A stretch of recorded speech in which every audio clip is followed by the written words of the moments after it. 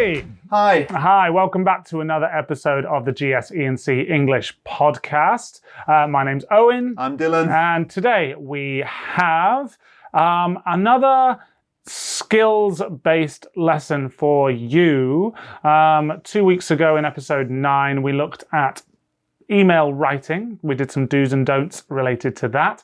Today, what are we talking about? Presentations. Presentations. Okay, but I hear you saying at home, oh, I don't do presentations. I never have to do presentations. Why do I have to learn this? It's a good question. It's a great question, but there are many skills we learn from practicing our presentations. We become more confident speakers. We become more fluent. We think about the structure of what we're going to say. So you may not give presentations, but by practicing these skills, you'll become a better speaker anyway. And why wouldn't you want to be a better speaker?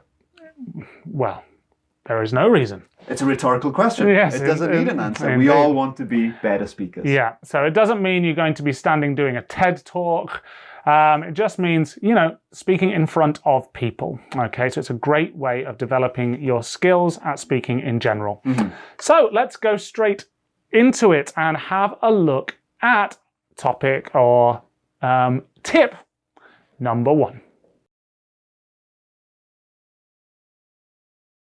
So, tip number 1, consider the goal or the purpose of the presentation. Who is the audience? What information do they want to hear? What are they trying to find out?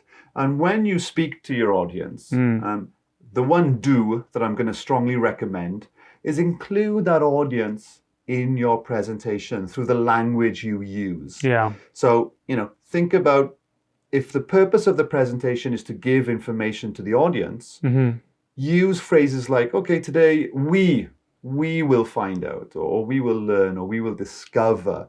And that makes the audience part of what you're saying, which is much, much better. Yeah. So what kind of things shouldn't they do in that situation? So you should avoid saying, okay, today I will tell you. Today I will show you. This is focused on what you are doing. The audience don't really care about that. The audience care about what they are going to get. So use language like today, you will see, you will hear, we will go over, we will look at. And that's just one way of including the audience in your presentation, in the things that you say.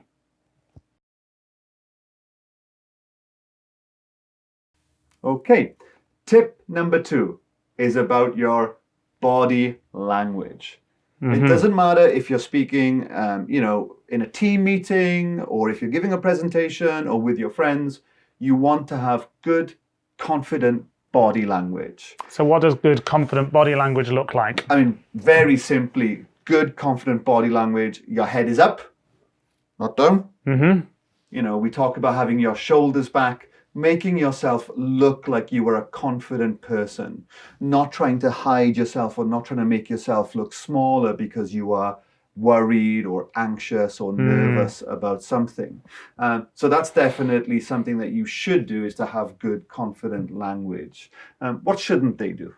You shouldn't fidget, or fidgeting means moving around too much. I want you to be expressive. People should express themselves using positive body language, but not too much. Don't overdo it, okay?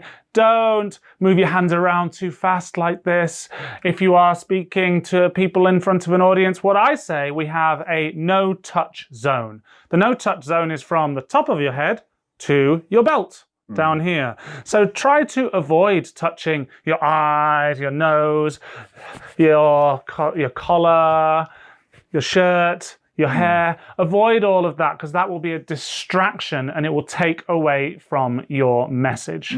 Focus on delivering clearly and confidently through positive body language.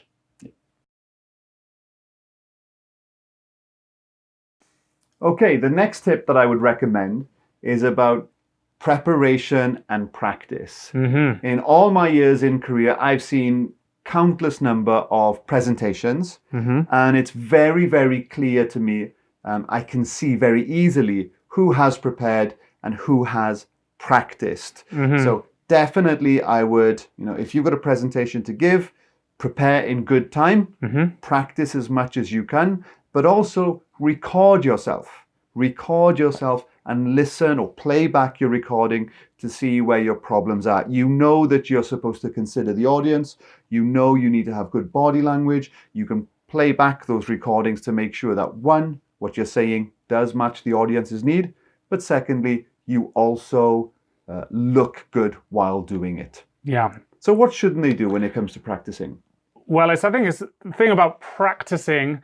That's the key, practice. Lots of people prepare an awful lot, and they might prepare this long script and they'll have all this information which they want to tell the audience, and they don't actually practice. They put lots and lots of preparation in, but then when they actually say it out loud, that's the first time they say it. And that, when they do that, often they might have a time limit of 5 minutes, say, and actually takes them 10 minutes. Yeah. So practice what you are going to say. Don't just prepare a script. Say it out loud. Record yourself. That is the most important thing with preparation. Mm-hmm.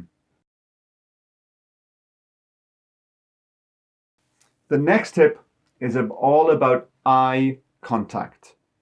It is very important for you when in a public speaking situation that you have eye contact with your audience members on an even basis. Mm-hmm. And the tip that I normally give to people who take presentation classes with me is to divide the room into 3, mm-hmm. A, B, and C, and just periodically cycle through those sections so that you're not, focusing on just one area, or you're not focusing on a key person. You are showing respect to all aspects of the audience or all parts of the audience. So definitely think about your eye contact. Try to engage your audience in eye contact. Yeah, I really think eye contact is hugely important, but the key word there was evenly distributed eye contact. Don't just stare at one person. You might be speaking in a meeting, presenting, and there's a very senior executive, the CEO of a company might be in the room.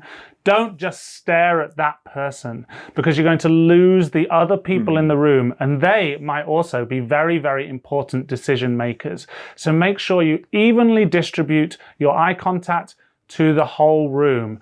And definitely don't look over the top of people's heads.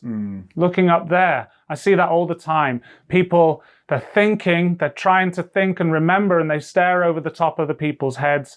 That's a big no-no. You're going to lose the attention of the people you're talking to. So this comes in all communication. Eye contact is very important.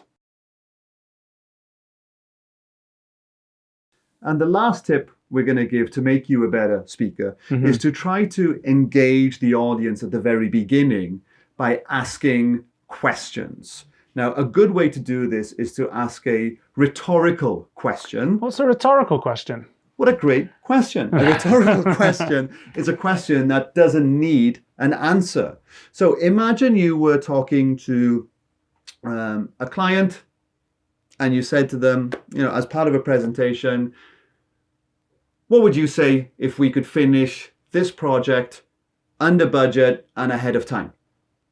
The answer is obvious. They're going to love that, right? So straight away, the client is interested in what you're going to say. They're going to think, okay, this guy has something valuable, and I am going to listen to this person. So by getting that audience engagement at the very beginning, you have a much better chance of successfully putting your message across.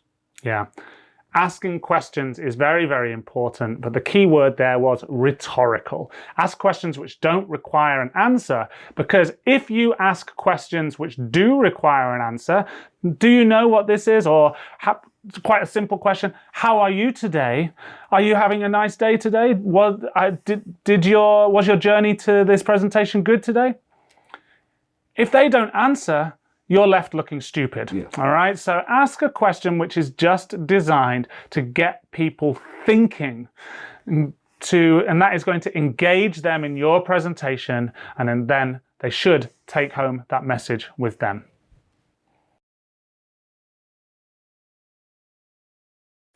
Okay.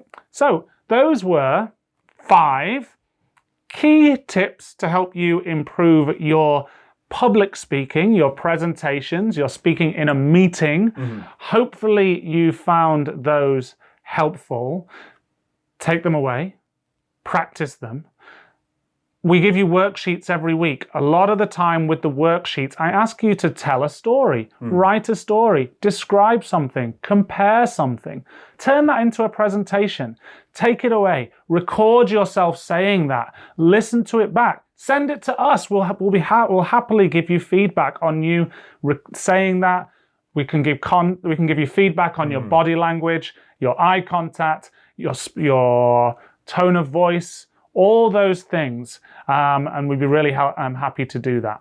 But really, presentations is a great way of improving your English, so give it a go. Absolutely. But what else can they do? I'm going to say the same things I always say. You've got to study. Yeah. If you want to be better at communicating in English, you've got to study. That's the only way of doing it. And you know by now, we offer a range of programs at our head office that are either focused on your speaking skills or your meeting skills. We have the programs at Namcheon and Yongin, which are what we call business communication. So that's all aspects of business communication. And we have the intensive workshops to help you become better at writing your emails or better at negotiating. Come see me. I'll teach the writing course for you. Or come see me and I'll teach you in the morning course. Exactly. We'd love to see you there. All right. So hopefully we do. But if we don't, you can still see us next week on next week's episode. So see you then. Bye-bye. Bye-bye.